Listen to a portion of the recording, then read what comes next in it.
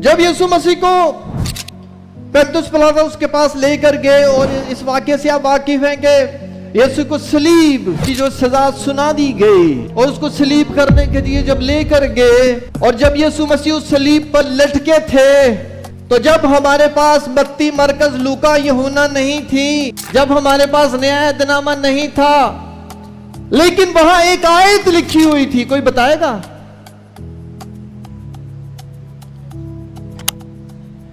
एक आयत लिखी हुई थी न्यायनामे की, जो मैंने पढ़ी भी है हवाले में।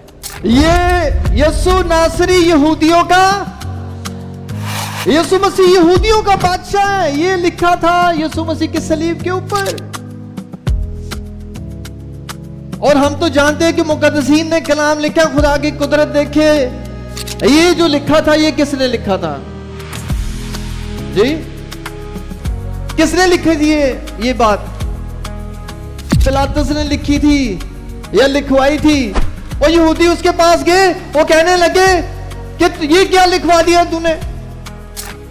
ये ना लिखवा के ये यहूदियों का बादशाह है, और ये लिखवा के ये कहता है कि मैं यहूदियों का बादशाह हूं। और फिर क्या बात कही पिलातुस ने? उसने कहा, मैंने जो लिख दिया सो लिख दिया।